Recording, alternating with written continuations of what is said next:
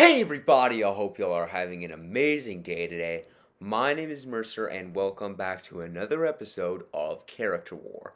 And today on Character War we have two awesome cartoon scientists. I'm talking about Rick Sanchez, the grandfather of Mortimer Smith from Rick and Morty, versus Dr. Heinz Doofenshmirtz, the main villain in Phineas the Ferb to parry the platypus. So, who wins this fight? Well, why don't we see for ourselves? Rick Sanchez has been known in the universe for many things. One being one of the smartest person, and if not the smartest person, two, a dobering alcoholic and shy pooper, and three, an incredibly deadly mad scientist. He's created many different machines, including the invention of his legendary and iconic portal gun, a dimensional hopper that allows him to go almost any planet and any field, and the incredible Sanchez ski shoes. Just to name a few, who we'll be going over tons of different inventions that Rick has, including his legendary Meeseeks box, which create Mr. Meeseeks, powerful organisms that will do the bidding and are incredibly athletic and powerful too, extremely even. He also has numerous concussive freeze tasers and freeze rays, and numerous different energy beams. These energy beams include numerous different heat rays, stun rays, and frost rays. These rays are abundant, to say the least, and Rick uses them with deadly accuracy. He can use stun rays to stun people, and has numerous different rays laid around his home, and even different planets due to his just raw destructive capability that he has, and the affairs he has with other planets. He's even taken on numerous different planets with his bare hands, and his raw intelligence.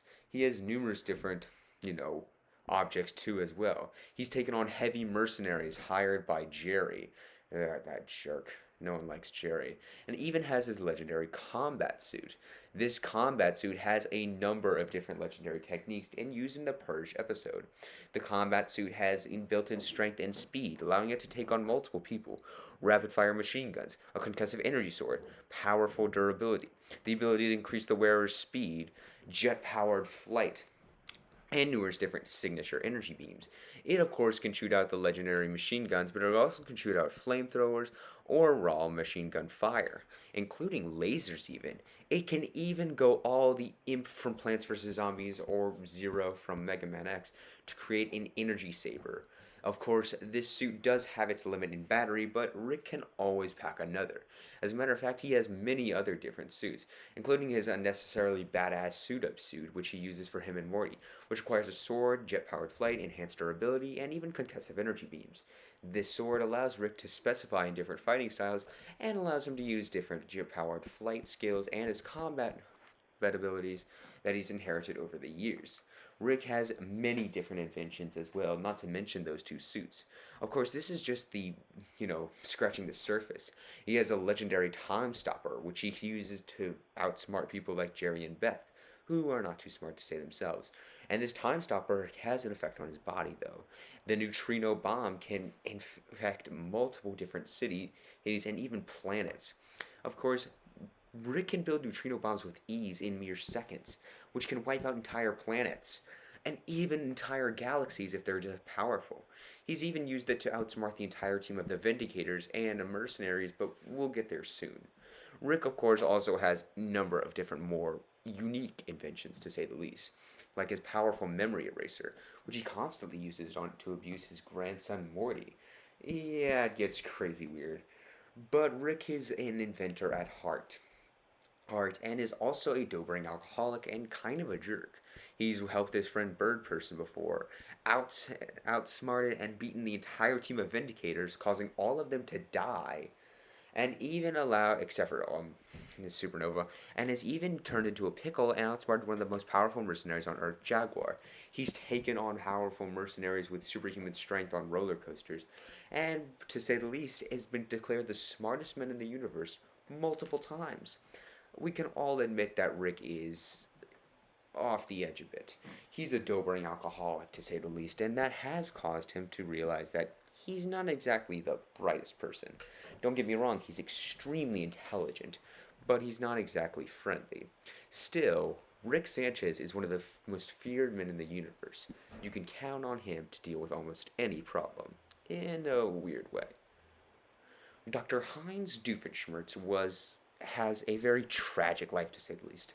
His father and mother never looked at him like their son, and he's had a weird life of dressing up in female outfits as a gnome and numerous different things. But what he didn't have in friends, he had in intellect, like a lot like Bruce Banner. The naders he had were constantly used to impress multiple people, but only deserved a second place. You see, Doof didn't have, Hines at least, didn't have the courage to jump off a extremely high diving board, which lost him this respect of his family. And all of his parents' respect went to his brother. Imagine that. Doof has had an incredibly rough life, to say the least. I'm gonna refer to him as Hines from now on. But to be fair, he has made it up for it in his evilness. I guess, I don't know. Doofenshmirtz has definitely improved himself by being one of the most notorious and most villainous leaders in the entire Disney continuity, I guess. Yes, and the funniest to say the least too. He has numerous different wacky inventions, all with a nader at the end of them.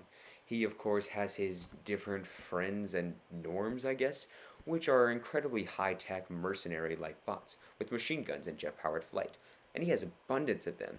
His shapeshifter nader, I guess I'll refer to as, allows him to turn into anything like a platypus. His abominable nader allows him to shoot projected ice and even destroy mountains. He has a teleporter, a ship, numerous different concussive energy beams that can stun, turn things into other things, create portals, and time travel. He can stop time, and has numerous different concussive beams, including the worst fear nader, which makes you see your worst fear.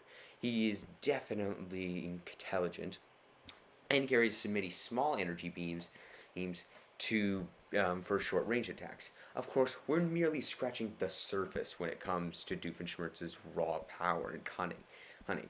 We have plenty of innators to go through, but just for the sole purpose of not making this video too long, we'll be just naming a couple, which we already named before and earlier.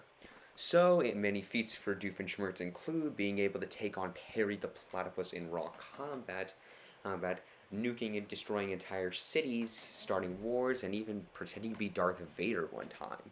Doofenshmirtz is extremely cool, to say the least. Can't wait to see him on this episode. So who wins? Well, I could go into a bunch of reasons on both sides, but I think I will most likely have to say that Rick would be the winner. And I know this is extremely quick for a character where I speeded up the time frames on iMovie, but I do have a perfectly good reasoning. Rick is declared at universal levels for his intelligence, while Doofenshmirtz has never really gotten that far. Don't get me wrong, he's extremely smart himself, but he only limits himself, and there are no limits for intelligence in Rick and Morty. Rick also had much more of a destructive arsenal on his side, being able to kill, while Doofenshmirtz is a Disney character and does not kill at all. Rick also had tons of different means to kill Doofenshmirtz, while Doofenshmirtz's naders were more of traps that he uses on Perry the Platypus and only meant for him, while Rick has defeated countless different aliens before. Speaking of which, in terms of physical combat, Rick outclassed Doofenshmirtz in every way. The only advantage I saw that Doofenshmirtz had was that the norms were a little bit better than the Meeseeks box. But that doesn't mean anything considering that Rick has wiped out entire populations of robots. Very similar and even more powerful than norms. So, in the end, the winner is Rick Sanchez. On the next episode of Character War, we've got Gibraltar, the shield from Apex Legends, versus Bridgette, or Bridgette, weird to pronounce, from Overwatch. Hope you guys enjoyed. Always be sure to like and subscribe, and I will see y'all in the next one.